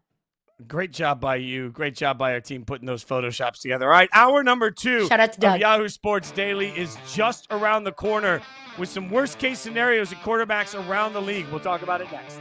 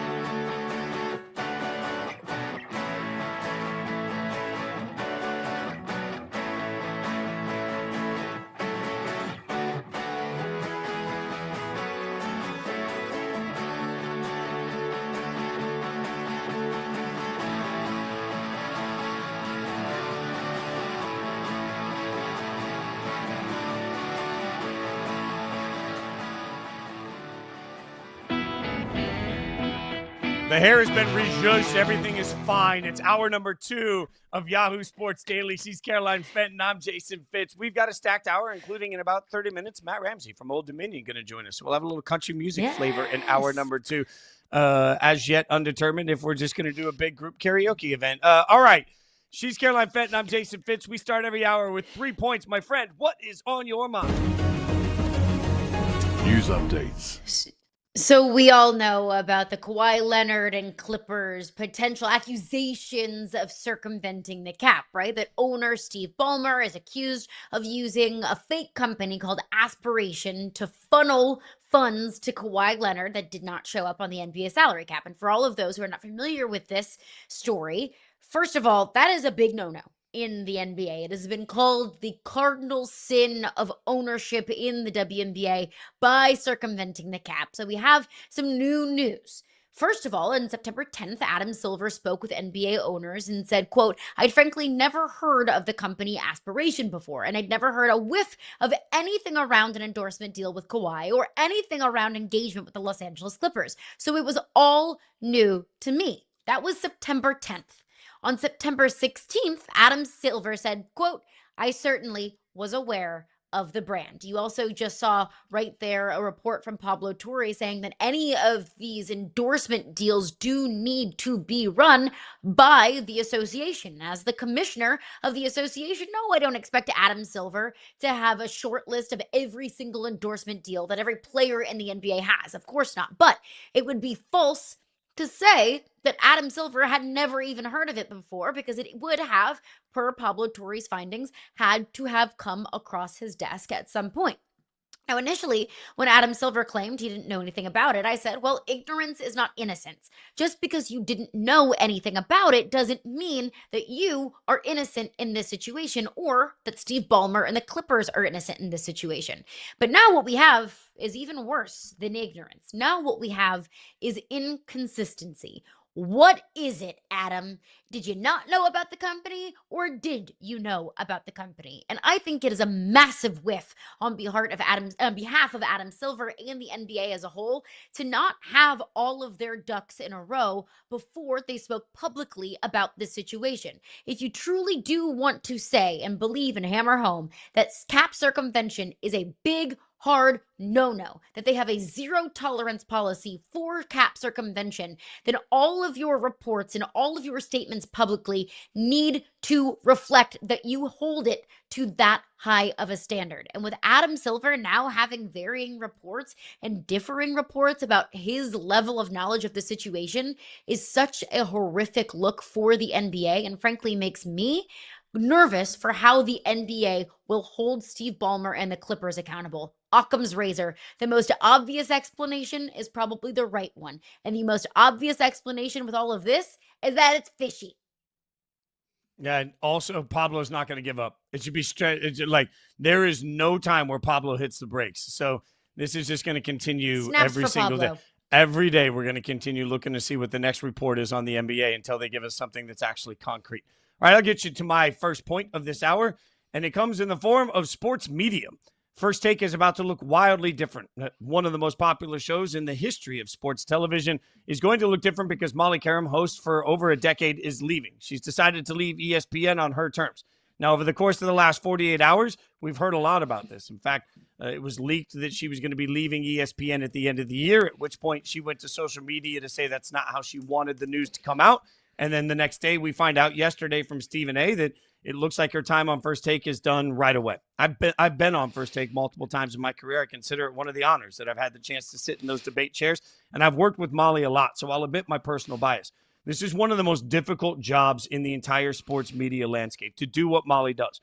You got to understand that you got producers in your ear that are screaming at you to get to break right now, while you've got Stephen A. deciding that he's going to talk about what he wants, when he wants, how he wants it. And you've got to balance that with the debater that's trying to get their feet wet and figuring out how to counteract that large personality. Molly does that dance with absolute perfection. It takes so much skill to be able to just manage the clock on First Take and manage the personalities on First Take. And I don't mean that as a negative. I mean that as when you get into the moment, and I've been victim of this, when you get into the moment of a debate you are passionate about, the last thing you want to do is cut that debate off before you've finished your thought, especially when you're debating against one of the best debaters in sports entertainment history in Stephen A. So you want to have the opportunity to say everything you say. And sometimes in that moment, you can get twisted around. Molly does a great job of being somebody that can get to break, can do all of the things that need to be done, but also can truly be a perfect traffic cop. She is a superstar of a person off camera, but she's a superstar of a person on camera as well. Wherever she goes next, she's going to be wildly successful because she's just a badass at everything she does. My biggest question is, what does First Take look like? Because it takes a genuine connection to have the ability to push back to Stephen A. That's something Stephen A. and Molly have had. That's something we've all seen as viewers, and that's something that will look wildly different with whatever the next iteration of First Take is. Of course, Stephen A. is the calling card. That's why, according to reports, he's making $40 million a year right now because he is Stephen A. And because at the end of the day, people click on it. They want to hear what he has to say. But just like as Shaq needed Kobe, I do believe that superstar tandems sometimes make shows better. And Molly absolutely deserves not to be the Robin in this conversation. She was far closer to a Batman standing next to a Batman than she ever was a sidekick in this show. And I think First Take is going to have to figure out how to find its footing without her. All right, let's get to our top point of the hour, and it comes to quarterbacks and floors and ceilings. All right, worst case scenarios. We talk a lot about what's going to happen, and you know, we're sitting here as fans of the game, fans of the sport, and as people that cover it every day. We spent a lot of time yesterday trying to figure out what to make of Joe Burrow. And when you talk about Joe Burrow, I'm not talking about the quarterback. I'm talking about Joe Burrow and the life of injuries, which gets interesting because Warren Sharp put up a tweet, got us thinking about Andrew Luck, because Warren Sharp was making the case. This is depressing when you look at the stats that came from, I believe that's from Monday Night Countdown, that show the similarities to where Andrew Luck is at this point and where Joe Burrow is. And it asks the comp of, is Joe Burrow essentially Andrew Luck at this point, Caroline? I think that would be worst case scenario. And I think that that's the number one concern that we as football fans have for Joe Burrow, that Andrew Luck was magical to watch at times. I mean, Andrew Luck was absolutely in that elite quarterback conversation, that elite quarterback category. And then his career gets cut short because of injury. We've seen Joe Burrow constantly get set back because of injury. Tore his ACL year one. It's been the wrist, and now it's the turf toe, which I should note for the record is a much worse injury than it sounds. It sounds like a cute little rinky-dink injury. It is a brutal injury. That the Cincinnati Bengals have tried to get better on the offensive line and have tried to protect Joe Burrow better. They just haven't been effective at it. So I think that's the concern. I think that would be worst case scenario, that Joe Burrow doesn't just become Andrew Luck in his career, that I think Joe Burrow has probably exceeded what Andrew Luck already achieved in his career. Joe Burrow has gotten his team to a Super Bowl. But I think that's the worst case scenario and outcome, that we see Joe Burrow, one of the most fun and electric quarterbacks to watch in this league, step away early because his team doesn't take care of him. So I hear that, and I think that's a fair comp on worst case scenarios, talking about injuries. I just think right now, today, as it stands, Joe Burrow's already been a more successful and better quarterback than Andrew Luck. So I'm going to take a different worst case scenario. I think while it's not injury related, when I think of historic quarterbacks that were failed by their franchises, and I want to preface this, not all failures are the same, right? But when I think of historic franchises that failed their quarterbacks, Dan Marino is the first one that comes to mind as a comp for Joe Burrow. Dan Marino went to a Super Bowl his rookie year, and then they simply never put everything around him necessary for the rest of his career to help him get back to one. So we saw this great quarterback that just floundered and never really got back to that. The fact that we've already seen Joe Burrow and the greatness of what Joe can be, I want to go back to these injuries as, yes, part of it is sort of a fluke. Part of it, I just believe, is that the Bengals have not done a great job of protecting their quarterback. So while that's far different than what the Dolphins did to fail Dan Marino, I think that's a much better comp. Injuries will derail some of that productivity, but I see no reason to believe that Joe Burrow is not a future Hall of Famer. And if he's given the opportunity to play as many years in this league as we think he can, I think Joe Burrow ends up particularly having a Dan Marino-like career. He ends up being one of the greats. The question is, will he ever get back to a Super Bowl? Because will the Bengals ever finally protect him to keep him upright so that he has that opportunity? So I'll take, weirdly, I can't believe I'm using one of the greatest of all time as a comp. But I think the worst case for Joe Burrow is that he ends up being Dan Marino-like. Let's look at another quarterback. It's pretty good worst case to be in, but still. Yeah. You know, championships separate the great ones from the really, really, really, really, really great ones. And Dan Marino, the one thing that he wasn't able to achieve in his career was winning a Super Bowl. And I don't want to live in a world where Josh Allen, Lamar Jackson, Joe Burrow, all of these elite quarterbacks that we see in the league don't break through. And it's funny you say that because I interviewed Dan for Yahoo Sports last year. And I talked to him, and one of the questions I asked him was, how do we quantify greatness if it doesn't include a championship? Because I think he's an expert on that. And I thought, if we're being honest, like, I thought he'd give me an answer essentially like, well, I mean, there's more to greatness than just championships. And he kind of gave me the opposite. He was very, real about you. In some levels, you do this to win Super Bowls. And when you win Super Bowls, you're regarded differently. I thought it was staggeringly real. And you're right. Like, this is a curious. I wonder how historians will treat this era of professional football in 30 years when we have to look at Lamar and Josh Allen and Patrick Mahomes and Joe Burrow and figure out how we were supposed to divvy up those Super Bowls if some of them never get one. I genuinely, I don't know the answer to that. JJ McCarthy, not yet in the Super Bowl conversation, but let's keep going with worst case scenarios. What's the worst case scenario in your mind right now for JJ McCarthy's career? I think the worst case scenario would be Anthony Richardson.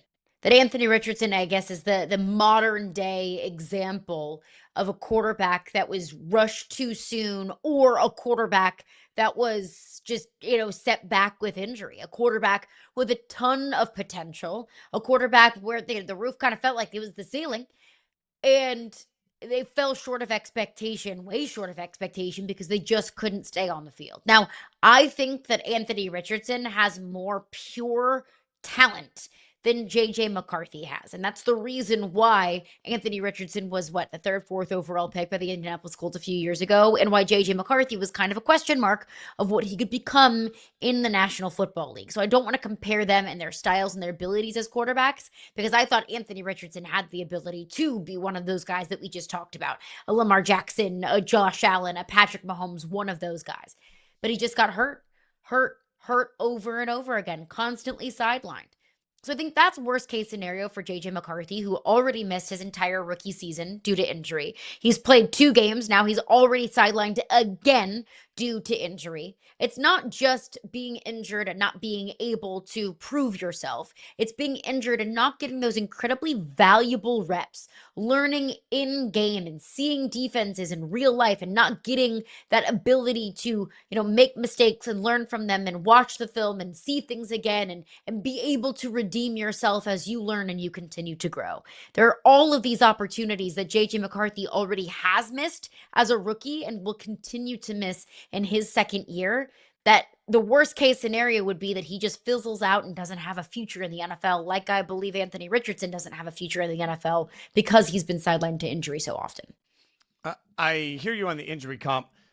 If JJ never throws another pass, which none of us believe is going to happen, he'd be better than Anthony Richardson, because we've seen so much bad from Anthony Richardson. JJ would have to go out and suck to be on the same level. Like, I think it's time to start putting Anthony Richardson in the conversation of biggest busts in NFL draft history.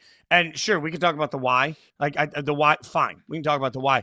I don't really care about the why right now. Like, I think at some point we don't usually go back with a lot of grace and look at the why for Jamarcus Russell or Ryan Leaf. And those are the names that Anthony Richardson now belongs in. When you talk about NFL busts that came in with high expectations that franchises believed would turn their team around, that just never played meaningful football. Like, you can walk up to any casual football fan in the last 25 years and just say Jamarcus, and they know what you're talking about. I think that's the level of bust that Anthony Richardson has become. So you're going to be able in 10 years to walk up to somebody and say AR, and they're going to say, yep, oh, I remember that one. That's where Anthony Richardson is. And it's a bummer. I want to be clear. I never root against the players. And I'm with you. I thought with the right development plan long-term, I was hopeful somebody would take him, sit him, develop him, help get some of the technique better that needed to get better, and then see if they could develop him into a better passer and fix some of the problems that he had. That never happened, and he got injured on top of it. So it just feels like bad on bad on bad. It's stacked on all of these things. Just like when you talk to people that were around Jamarcus Russell, they'll give you context to some of the why he failed. I think context is fair, but it doesn't change the fact that when we do a top 10 list of the biggest drafts busts in NFL history, that's Anthony Richardson. I'm not sure JJ can do much to put himself in that same category. Like the floor, the worst case scenario for JJ is probably closer to Zach Wilson to me than it is to Anthony Richardson. It's closer to, you play a little bit, you're not great, you end up a backup, and somebody thinks maybe they can make you a redemption product. That feels closer, and that's not because that I think JJ's great. it's because I think we need to start couching Anthony Richardson into the epic all-time bust list. And I think he belongs on that list because the amount of potential, because the ceiling was so high and the floor ended up being so much lower than we anticipated, that when you talk about a bust, to be a bust, you have to have all of those expectations, right? And we had all the expectations in the world for Anthony Richardson, rightfully so, because we could see the things that he has that you just can't coach. You can't coach size. You can't coach the amount of arm power that he has, and it just fell short. So it's fair to say that JJ McCarthy would not feel like as much of a bust as Anthony Richardson feels right now, just because the pure unadulterated potential and talent isn't the same. What about what about Brock Purdy? Mac Jones comes in. Let's say Mac Jones goes on a tear. Yeah. We're going to just play make-believe. Mac Jones goes on a tear. What's the worst case scenario for Brock Purdy? Worst case scenario is that he gets Drew Bledsoe'd.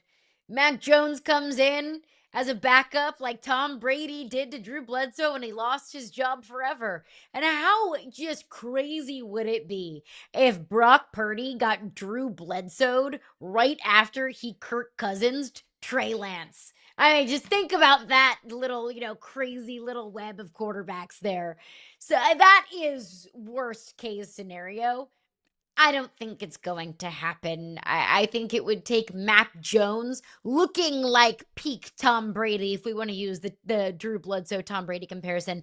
It would take a whole heck of a lot for Mac Jones to take the starting job from Brock Purdy right after Brock Purdy just signed the deal that he just signed. So I don't think it's going to happen. I think it's fair to say that Mac Jones will look fine. He'll look fine. He will look totally fine. He was a first-round quarterback. He's coached by Kyle Shanahan. He'll be fine. I don't think it's going to happen, but worst case scenario, the man who Kirk Cousins, Trey Lance, gets Drew Bledsoe.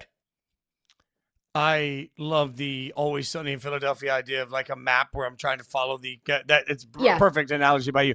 The only thing I'd say is like, to me, the floor on this for Brock Purdy is one of the names you just mentioned. It's Kirk Cousins. I think Brock is going to be a really good quarterback for a long time in this league. He's going to make a bunch of money, and then everybody's going to yell about why he's not good enough until they have Kirk Cousins, and then, hey, they're good enough. Like, this whole argument that he's a system quarterback, I laugh at. Like, I really don't care if he's a system quarterback. If they could simply always replace him with another quarterback, which is why I think some people mean by that. Well, frankly, if they could just manufacture success, they would have done that with Trey Lance. Less egg on their face to actually get it right with the top draft pick. The other part of it is if they truly believed there was nothing special about him, he was simply system, then they would have gone into the draft this year and drafted another quarterback. They didn't do that. They paid him because he's the right quarterback for their system, which is a nicer way of saying system quarterback. Like, as long as the tag team of Shanahan and Purdy are together, I really don't care who's responsible for the cake and who's responsible for the frosting. I just want to eat the cupcake. Okay, can we say something? System quarterback, I feel like, has become a naughty no-no word. That's okay. Like, if you're a system quarterback, that's fine. Brock Purdy has played in a Super Bowl. Brock Purdy gets paid handsomely for his services as a system quarterback. You get paid the same amount or in the same kind of tier as a system quarterback as Josh Allen or Patrick Mahomes does. Like it is the same job. A system quarterback, a game manager, those are not naughty no-no words. Those are not derogatory terms. Yes, do we look at system quarterbacks and game managers differently than we do the Josh Allens and Patrick Mahomes? Of course we do. And we do our quarterback tier lists every year. They're going to be lower than those quarterbacks. But it's not bad to say that that's what they are, because it is factual. Brock Purdy is a system quarterback in Kyle Shanahan's system. And that's fine. Yeah. That is who he is. If your coach and your team have put together such a great system that your quarterback's successful in it, who cares? I mean, I'll take a system quarterback all day if this system is Kyle Shanahan's and the quarterback running it is Brock Purdy. So, look, there are a lot of teams that could use a system quarterback. I mean, most teams right now, like, just look at quarterback play across the league and ask yourself, how many fans right now are looking around and saying, man, my quarterback sucks. Well, you'd rather have a system quarterback if you could have the right system and the right quarterback together. Brock got paid for a reason. The 49ers aren't stupid. So I'll continue to stand by. This is all good for him. Okay. If Mac Jones goes to 7-0, then is Mac Jones going to end up somewhere? Like, look, I think that's the other side. Sure. Like, for me, if Mac goes on a run, the beauty of this is that if Mac suddenly goes on a run, somebody will fall in love with Mac. Like, there's a redemption And Mac's case Sam every Darnold. year. Yeah, 100%. That's Sam Darnold. He was a backup, and there's a redemption case. He gets a starting job somewhere. He could be Baker Mayfield. You know, you were drafted in the first round to be the savior in New England. You weren't. Then you're a backup, and then you prove yourself elsewhere. Like, that is not a bad career trajectory. That's probably best case scenario for Mac Jones right now. That he is a Sam Darnold or a Baker Mayfield. A redemption case.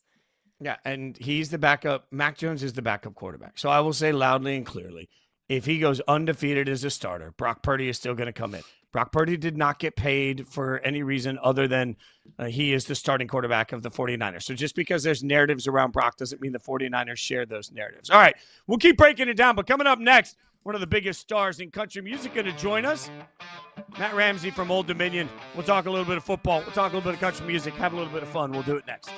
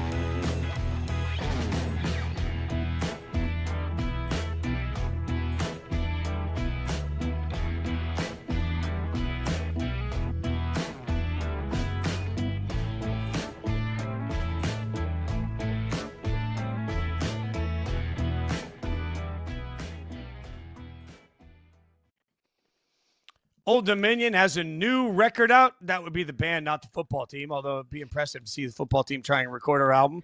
Album's called Barbara. It's out, and the band is continuing their How Good Is That World Tour now on Yahoo Sports Daily. She's Caroline Fenton. I'm Jason Fitz. We hang out with Old Dominion lead singer Matt Ramsey. By the way, fun fact, two of the songs that I got to play every night for the band Perry for years. One was co-written by Matt, Chainsaw, and one was co-written by Trevor, Better Dig 2. So I spent years listening to Old Dominion and years playing Old Dominion songs on stage. So happy to hang out with you, bud. We'll get to football in a second. But the Barbara record always interests me when you've been doing it this long. How different is the process now, going in the studio, expectations, labels, all these things, versus when you guys first started making records? Man, we've had it pretty easy. It's not that different. We just get to, our label leaves us alone. We get to write the songs we love, and we go in there and we narrow it down and just do what we love to do and come out with a final product that hopefully we're proud of, and everybody kind of lets us do our thing. It's incredible. And I had the privilege of getting to talk to some up-and-coming country music artists at CMA Fest this past year. And they were telling me how their processes have changed and getting discovered. Obviously, you're well past that point, but where have you seen maybe in the digital age and the social media age, putting your music out there, not just the recording process, but the promotion process? Maybe how has that changed over time? Yeah, that's a different world and a different landscape and an ever-changing target. thankfully we have smart people in our team that can help us navigate that. Because if social media was up to us and promotion was up to us, we would be long gone by now. So we just kind of like powwow with people and figure out what's working right now and ways to keep it authentic to us, so that we're not chasing some sort of weird trend or whatever. So it's a quite an interesting game. You guys are out on the How Good Is That World Tour. Favorite venue? What's your favorite spot that you get to play? Oh gosh, it's so tough, man. I mean, it's hard to. It sounds cliche. It's hard to beat Red Rocks, you know. But it Hot really take, man. just. I'm a hot takey on this. I think the Gorge is better than Red Rocks. I think the I Gorge was is gonna say, wildly yeah, underrated. yeah. The Gorge is up there. It's at least equal to or better than Red Rocks. But that backstage view is absolutely insane. But for me, man, it's just more of a crowd thing. You know, it just depends on. I mean, we could be playing the crappiest venue, but if the crowd is good, that one is going to stick with me. Also, I You see this also tour poster real quick. See this tour poster. Why did Trevor get to wear a bright shirt and the rest of you didn't? That's the real question. Like, Trevor's in bright blue, the rest of you guys are not. Like, who decided on that? Hey, Trevor does his own thing, man. You don't mess with what Trevor's doing. Fitz as a lover and appreciator of bright colored shirts. I'm sure that was the first thing that stood out to him. I mean, you've gotten to play in incredible venues. A lot of those are, stadiums, arenas. I'm sure you get some athletes or coaches that are fans of your music. Maybe what's the best sporting event or, sporting, a game, whatever it might be, that you've gotten some pretty good access to over your years? Oh my goodness, we have. You're right. We meet lots of people because a lot of the venues that we play obviously are either football stadiums or hockey arenas or whatever. So we've definitely gotten to meet a lot of people. Watching. There was a funny experience where I wound up watching the Titans game with. It was the Titans Patriots game with the Kraft family, and everybody was texting me like I was Taylor Swift because they kept showing me on TV sitting with Jonathan Kraft, and everybody kept texting me like I was Taylor. So that was a really interesting experience. That was a good time. Wait, what's the owner suite like for the Patriots? What's the snack selection like in the owner suite? It was actually here in Nashville. It was the Titans stadium. And the funny thing was, this is talk about the snacks. There was everything you could possibly imagine. There was sushi, there was steak, there was everything that you could possibly imagine. All we ate were hot dogs.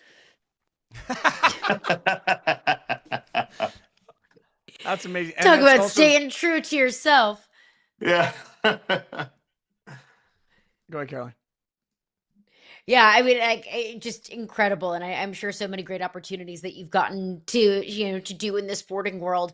Have you ever specifically targeted writing a sports anthem for placement? No, but it is something I've thought about before because you see those, you see the bumpers, between, commercial breaks and everything, and you hear songs that really Mhm. they really just seem to fit perfectly. And I do have like a groove and like a rhythm in my head that I think about in those moments. I've just never quite put it down yet. So maybe one day. I mean, that's when we did Crossroads with the band with Fall Out Boy, and I was talking to Fall Out Boy guys. Like they literally talked about the fact that every year they sit down and they're like, all right, there's a guy named Kevin Wilson that's the head of music for ESPN. They're like, what can we write that Kevin Wilson is going to like? And that's literally part of their process. So That's for you so guys, cool. it's also different, right? Like I saw an interview recently where Rick Rubin said the last person he considers is the fan. Like he doesn't ever make music for fans. He makes it for himself, and then he hopes fans gravitate to it. For you, when you're doing it, like how much do you consider, all right, we need up-tempo stuff, or like fans want this? Like, where's your writing process like on that? Yeah, I mean, our writing process, I get what he's saying there, because you can't completely try to guide it towards the fan. I think there's a happy medium somewhere, but really what we try to do is just write the best song we possibly can. The key is the idea, and if you have the great idea, then you serve that idea in the best way that you possibly can. So hopefully then it will speak to the audience, and you just have to trust that if you're serving that idea it's going to reach the audience. One of my favorite things about bands or artists that have had the privilege of making music for a really long time, like you all have, is going back and listening to their early stuff and then through the years, seeing them find their sound and find their identity. So, speaking of a writing process, how has that changed for you? How has that evolved over time? I think it's allowed us, like, if you listen to this album, we didn't even really realize we were doing it, but we made a much more personal album, and we were much more vulnerable on this album. And that's just a product of where we are as people and as writers and our career. It just kind of naturally happened. We weren't thinking like, let's dive deep right now. So, but I think in the early days, we were just trying to make hits. And I think throughout our career, we've gotten more comfortable without realizing it. And now are sharing our, secrets a little bit. You went to James Madison University, for anyone that doesn't know. And the JMU football team was recently in the news. They scheduled a game against Liberty in 2040, right? 2040. So like that, we're talking about a long time. So I figured knowing that, as a musician, you're always thinking, one day ahead. But now I'm going to ask you to think 15 years ahead. Where are you going to be in 15 years, brother? Like other than, at a game, where are you going to be? Good gosh, 15 years from now, I don't know. I hope we're touring, but I hope it's a little slower than it is right now. That is the truest statement ever from musicians. Everybody wants to tour more in the beginning and then less after it happens. That's amazing. Yeah, I like to be doing, about 30 shows a year. Yeah, 30 shows a year, but making the same money is everybody's goal. That is. Yeah. All right, so let me work less, get paid more is the dream. Yeah, exactly. That's what we're all trying to do. Odie's is your bar in Nashville. All the famous bands get one. But here's my real question. I didn't know that was your bar. I love Odie's. Yeah, Odie's is that's Old Dominion spot. So here's the real thing. I've always wondered, when you go into an artist bar, I might be asking for myself, and you're buddies with some of the artists. Do you get to text them and ask for a free tab? Like, how does that work? Who's texting you in the middle of the night saying, "I'm at Odie's, I need a free drink"? Yeah, I've got the staff on text. I can text them and be like, "Hey, take care of this guy. I got you." Oh man, well, let me know. Next time I'm there, I'll have to shoot you a text. Like, look, Caroline's look. You can be my +1 to the free tab, Caroline, but I'm doing the free tab. Let's go. Come on. Yeah, I'll just piggyback. That's amazing. The new record is Barbara. It's out everywhere. The guys are touring, and I'm telling you, I've seen you guys obviously because of our friendships. I've been to a bunch of these shows, but man, the Old Dominion is one of the best live bands you're ever going to see, and I mean that. Matt, it's always good to catch up with you, brother. Congrats on good to catch up with y'all. For a record with no fiddle on it, it's pretty good. That's all. Yeah, I know. We need to work on that, don't we? We're going to work on that eventually over time. Thanks for hanging out with us, Matt. Appreciate you. Yeah, Thanks, good to see you. Good to see you guys. That's great stuff from Old Dominion. And Caroline and I are going to go to Odie's now. Who's not going to go to Odie's and get free drinks? Arch. It's not good enough. We'll tell you about it next.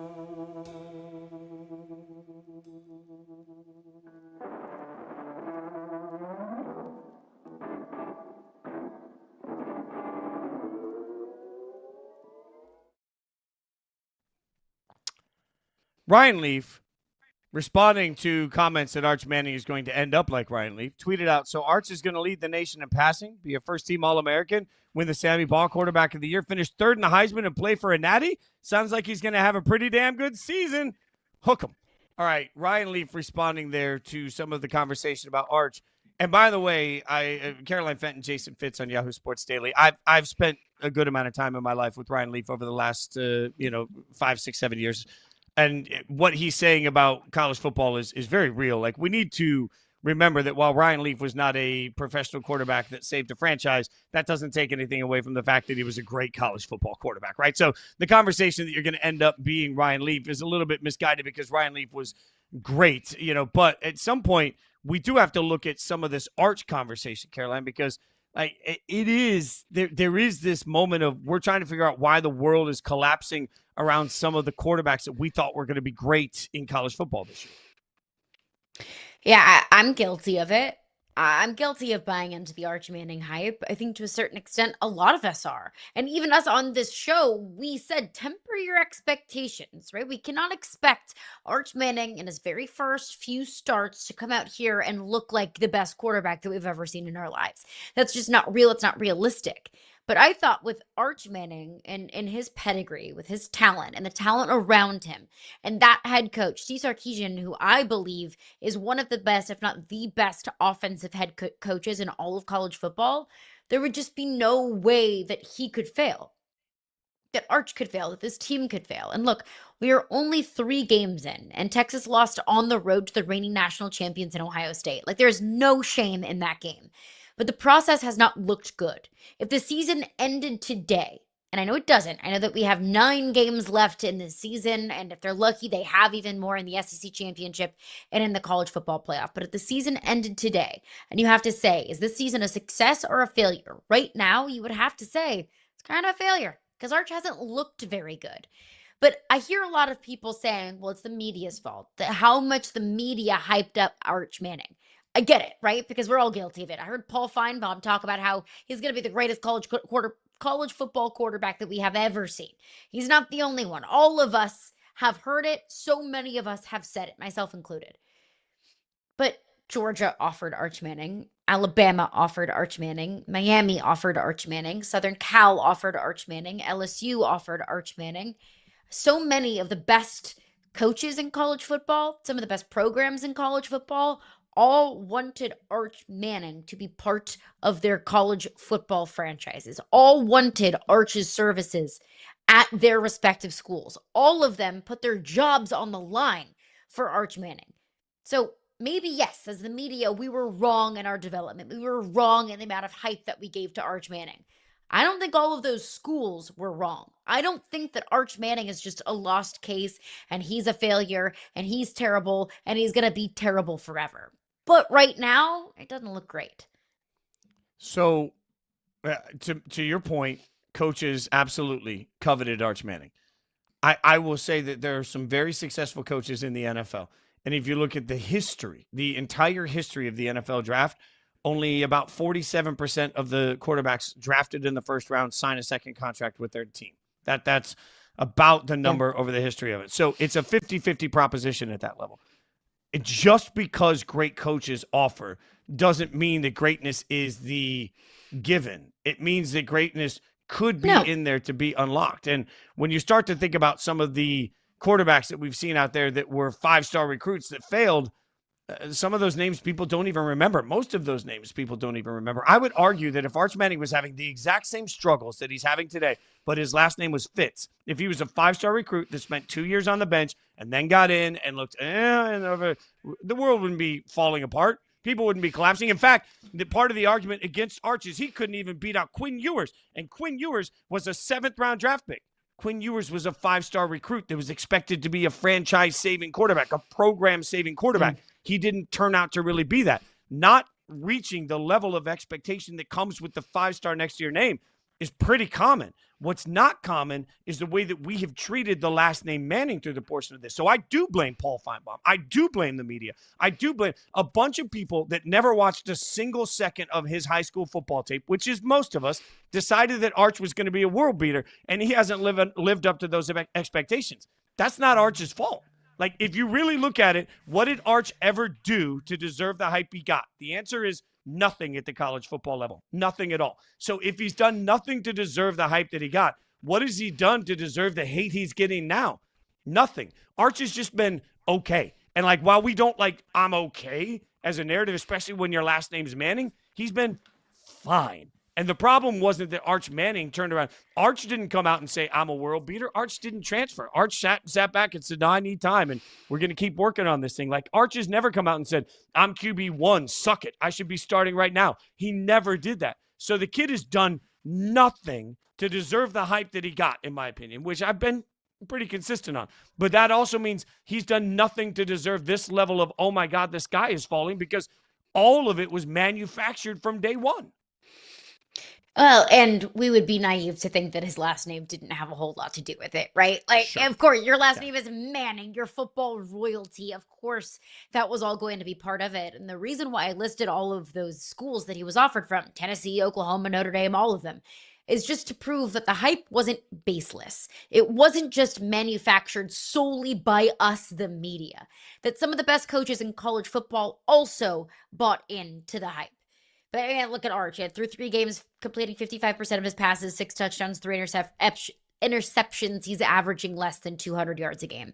That is not what we were promised from Arch Manning. And it's an important point to bring up, too, that stars don't mean anything.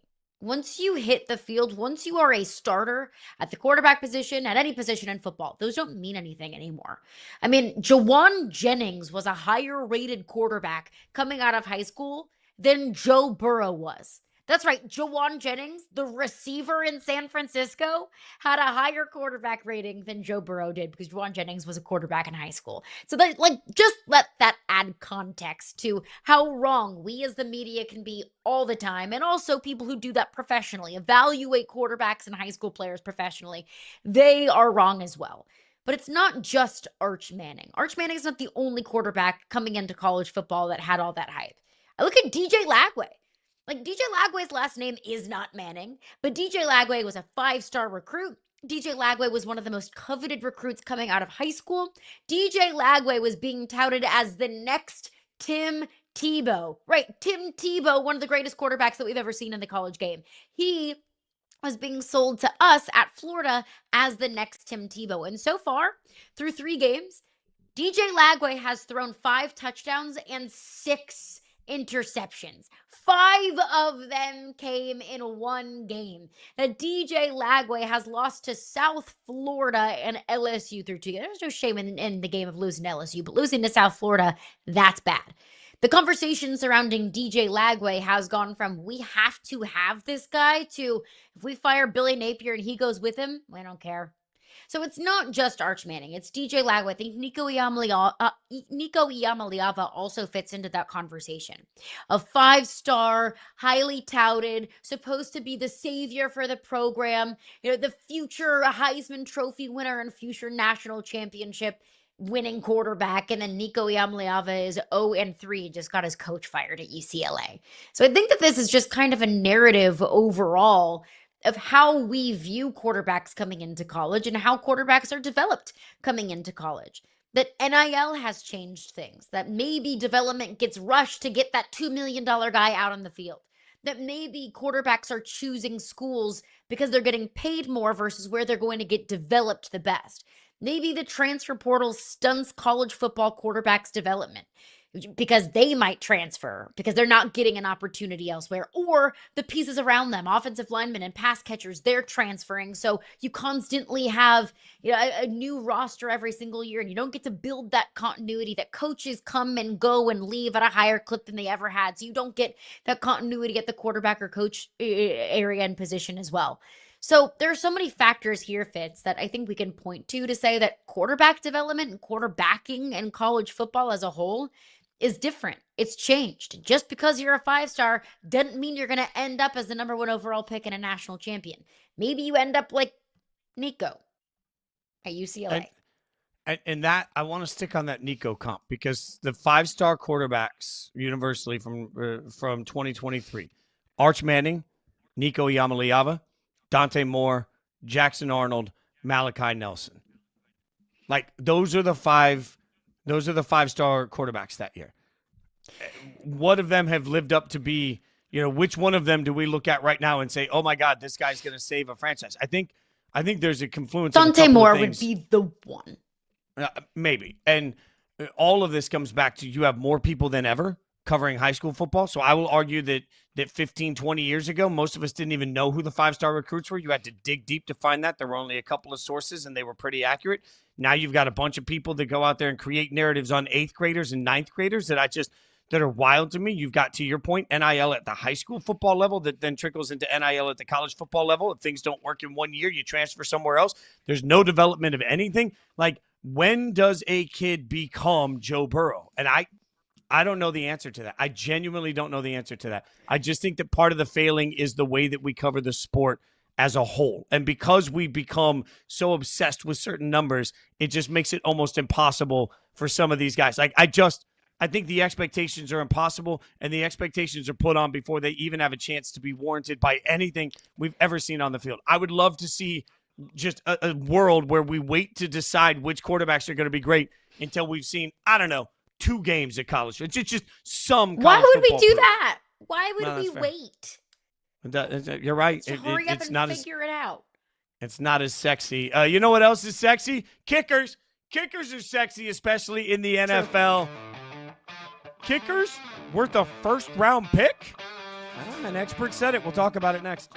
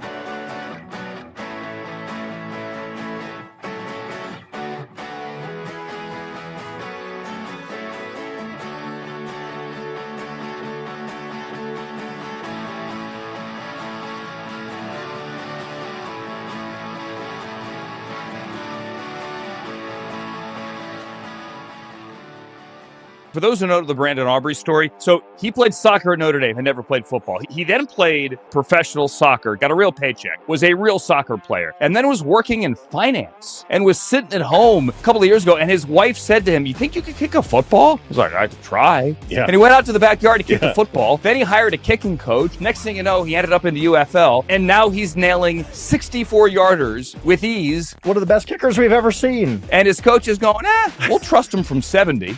That's Brandon Aubrey. If the Cowboys were like, hey, we're going to make him available, teams would probably roll up a first-round plus for him. What would you give up for Brandon Aubrey? He is a kicker you would give up a first-round plus for. I think there's no question in my mind. You really think so? Yes. That from the great inside coverage, which you can check out Monday through Thursday, 6:30 p.m. First round plus. Hear me out. It feels staggering. She's Caroline Fenton. I'm Jason Fitz on Yahoo Sports Daily. It feels staggering. I'm obviously the fan of a team that took Sebastian Janikowski with the 17th pick in the first round of the draft. And at the time, everybody destroyed it. But the year before, the Raiders had lost 4 games on game-winning kicks. And so I think their logic was like, let's just stop this issue. And Sebastian Janikowski ends up becoming the all-time leading scorer in franchise history. That being said, you're passing on other talent. I get it, but think about it, Caroline. We said this before, but I think it's worth echoing again.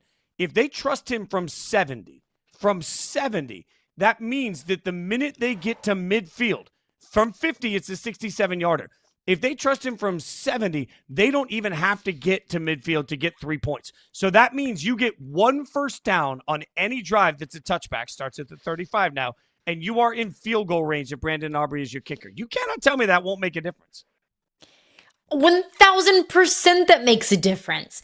Can you imagine how valuable that is? I mean, some teams are built defensively, some teams are built offensively. A team with Brandon Aubrey can be built through special teams, can be built by the idea and the mindset that, hey, if we can just get to midfield or just a skosh past midfield, like, we're good with that. Like we can sleep at night with that. And think about how many moments that come down to kicks, whether it's regular season or how many moments came down to, okay, clock's winding down, 6 seconds left on the clock, you're down 1, you need your kicker to hit a 50-yarder or a 45-yarder or wherever you would not necessarily consider a quote-unquote gimme. How many times have we been sitting on the edge of our couches, biting on our fingernails in anxiety to see what the kicker is going to do? So many games can come down to kickers, whether it's in the last couple of seconds of the game or missed or made field goals throughout the course of a game. I mean, the difference in the NFL is an inch. It's a skosh. It's an itty-bitty, razor blade thin margin between wins and losses and winning a Super Bowl and not winning a Super Bowl. Just ask the Tennessee Titans. So, I mean, yes, absolutely. I would say that it's incredibly valuable. A first round pick? That sounds crazy. I mean, because we've never seen something like that before. But I mean, tell any fan base that has just gotten their heart broken by a kicker that that's not worth a first round pick. I don't totally disagree. It just feels a little bit too rich for my blood. It does feel icky. It feels stinky, to use a Caroline Fentonism. It feels stinky. It does. But what doesn't feel stinky is letting your kicker go for it. Look, understanding that we're all watching this over for the first 2 weeks, but 60-yard field goal conversion percentages are going through the roof. And look at the numbers here. From 1960 to 2014, 11.9% success rate. The last couple of years, 37.8%. In fact, over that from time, 60 plus? From 60 plus. From 60 plus. So this might be 50. Yeah, 60 plus right here. In fact, I just looked it up. From 50 to 60 yards, the next group in, we've been, as a league, converting almost 70% of those kicks over the last 2 years. So almost 70% of 55-yarders are going in. Not even talking about that. And then you look at success rate on 60-plus yard field goals since 2023. Brandon Aubrey, 71.4. Everyone else, 33.3. If you are a challenged offense right now that thinks you're in a Super Bowl window and you're looking around and saying, well, I can't add anything to my offense that's going to help me generate points, but damn, I could add a kicker. Like, I just think the best of the best kicking are at such a different level. And every week we're watching Saturday football, right? And I'm looking around at Saturday football and I'm saying, where are these guys coming from that we see on Sunday? Like, college kickers are wildly unreliable. And then we watch Sunday football and I'm like, are they going to have to make the uprights narrower? It's becoming, like, we're talking about the tush push. Only one team can do a tush push. If about 70% of the kicks from 50 to 60 yards are going in right now as a league, kicks are getting easier and easier. I wonder if the league at some point addresses it. I mean, if we really want to oversimplify it, I don't even really think I'm oversimplifying it too much. Brandon Aubrey is the difference between the Cowboys being 1-1 versus being 0-2. Like, he got the game ball on Sunday against the Giants for incredibly good reason. I still couldn't give a first rounder for him. I know, maybe that's not fair, but the impact of special teams, I do not think can be understated. If the Broncos had Aubrey, they'd be 2-0. Their kicker couldn't make a game-winning kick. It's fair. I mean, that's just I keep saying this year, like, I'm stamping on my chest. Maybe I'll get it tattooed on my back as a tramp stamp. The games are won in the margins this year for like-minded teams. So, like, if you're both coming in and you're in the same sort of category, it's won in the margins. If you have a kicker that will win you a game in the margins, That's invaluable right now. I mean, that's the difference between everybody getting fired and starting a rebuild because you missed the playoffs, or we eked into the playoffs and now we feel like maybe we could steal a game. Like, that's such a staggering difference in a franchise. I think about the Bengals' path to the Super Bowl in the 2021 season. That divisional round game against Tennessee came down to a field goal. And then that last AFC Championship game came down to a field goal. Having a reliable kicker, and I know there's so many other aspects to that. There are so many other things that have to go right or wrong or indifferent in order to even be in a place to kick a game-winning field goal, but it did come down to a field goal. And you could say one of the reasons why the Bengals found themselves in the Super Bowl was because they hit those game-winning field goals in the playoffs. Like, those things matter. And I think the comfort that comes with being a football fan of a team that has a reliable kicker, I mean, like, every time you kick a 50-yarder, 55-yarder, which have really kind of become the expectations for NFL kickers at this point, hitting from 50 plus is the expectation. Like, you feel like this sense of invincibility when you have a kicker that can kick from anywhere. Future kicker could be coming into the world in 9 months. Congratulations, Cardi B and Stephon Diggs. Find out that they are pregnant, going to be having a baby. I don't know. Like, would you rather have a football star or a rapper as your child? I don't know. Maybe both. Maybe a football playing. So yeah, let's go for both. Let's just go for both. Why not? Go for Dose. Why not? This is America's couple right here. Congratulations to them. I mean, I love, and I'm all in on Cardi B and Stephon Diggs having a very, very famous and weirdly named child. It just feels like weird names. Maybe Stephon Diggs should just stay off of boats. You know, maybe just now that he has a child on the way, maybe like stay off of yachts in the ocean, maybe keep yourself out of trouble. You have a baby on the way, Stephon Diggs. We know what you do in your free time. No, y'all can afford it. Y'all can afford a nanny. Get a nanny, go boat life. Come back tomorrow. We'll be right here at 9 a.m. She's Caroline Fenton. I'm Jason Fitz. Thanks so much for watching Yahoo Sports Daily.